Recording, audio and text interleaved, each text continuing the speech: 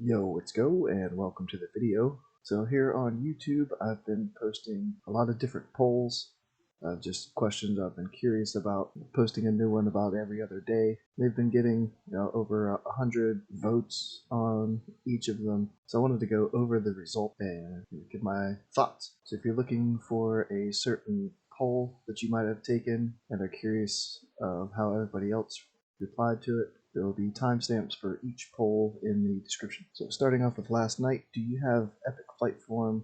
I myself, on my Horde Druid, I don't even have a ground mount. I just go travel form. So at Mount Hyjal, I'm the last one to get to the third boss. The guild's gone as far as starting the waves before I even made it there. I'm just waiting until I have epic flight form, but I'm spending all my gold on enchants and gems now. So it might take me another month or so before I even get epic flight form or anything, or even a mount. And most people are way ahead of me and have their epic flight form. I do have my alliance, but since it's not my main, I don't really count that. So have you put any epic gems into your gear yet? I got 2 from my guild, and I put them into my tier 5 shoulders. Since I'm sticking with the tier 5, I'm considering this one of my best in slot pieces. And I just bought 2 red gems to put in another piece. So I'm up to 4 now, yay. But a lot of people only have 0 to 3, which is pretty much where I'm at. A couple people fully gemmed, that's insane. So if there was a Season of Mastery for TBC, which of these would you want improved the most? And it was pretty close between mana issues and AoE damage for a while, and then AoE damage just kind of went off the charts and took a lead. If I had to pick one, I would go with single target DPS. Love to have high DPS on like boss fight. And have you gotten Skull of Gul'dan or Zhar'doom yet? I still have not. This was a couple days ago. Most people have not gotten them either. A couple of people say they have both. That's crazy. Lucky. And do you have gear sets for other specs? I still only have Moonkin.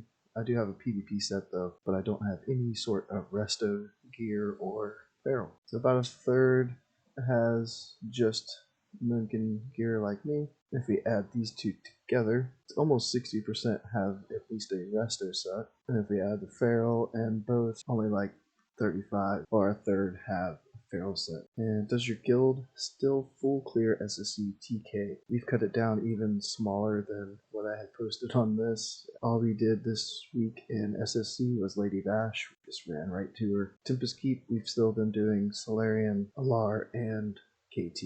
Now only 16% say that they still full clear it as a guild. Then a lot of people either skip or do like a pug or GKP. Now this one's kind of interesting. Should I join the Druid Discord? I did end up joining, and I haven't really posted anything in there. I kind of feel like an outsider. I'm just sitting back and reading. But from what I've learned, if you check the pins, then that's all you need to know. Yeah, since it was about 75% of between yes and the good outweighs the bad, I went ahead and joined. So I'm just lurking in the background for now. A week and a half ago, hit 700 subscribers, yay! And what's your rep with the Scale of Sands? This one's almost 2 weeks old, but even 2 weeks ago, most people were revered already or exalted. 2/3 of people were already pretty far into their rep, so I have gone from revered to exalted myself since then. I really love that ring. Do you have threat issues? Not many do every fight. Most people, some fights it just depends. I bet this is like me. It's like if you get 2 or 3 crits right off the bat before the tank really has time to get some threat. I imagine that's what this group of people is going through as well. A controversial one, who gets your innervate? I envy the almost 50% that get to keep it themselves. The sweaty groups are giving it to the Arcane Mage. Only a couple to the healer. Then a few just give it to whoever calls it. What's your unbuffed crit while not in Moonkin form? I didn't know if the results would be too accurate. I tried to word it correctly, but at this point I was at 16.4%. Now let me slap my gear back on here. I had my PvP gear on and see what it's looking like now. So I got the Cloak of the Illidari Council, so I think that's what brought me up to 17.78, and I still feel like that's probably on the low end compared to most other druids. But I'm at 1261 spell power, so I'd be in the same category still for this. But over half are at 22% crit. I don't know if people got confused and saw what their crit was while in Moonkin form, because that just seems like an insane amount of people with a whole lot of crit. Since I don't stack it, I don't know how high it really gets to. And I've got a little bit more Arcane Power, like I was just showing. This one's pretty spread. I'm surprised that a third are from 1,000 to 1,100 though.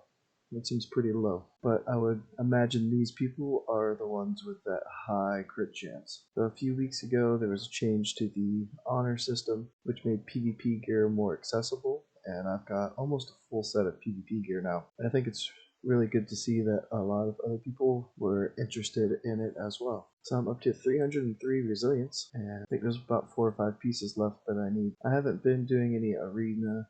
Seriously, we've just been doing some 5s for points every week. I'm almost able to get a good piece out of that. I really want to try to do some 2v2s, but unless you're a quote-unquote dream state druid, it's hard to find a partner, especially on a low pop server like I'm on. So if you like this poll review, let me know. If you didn't like it, also let me know, so I never do one again. But I really appreciate everybody who has taken the time to vote in all of those polls. Not something I was expecting to get that many votes on each one. I'll try to keep coming up with some more.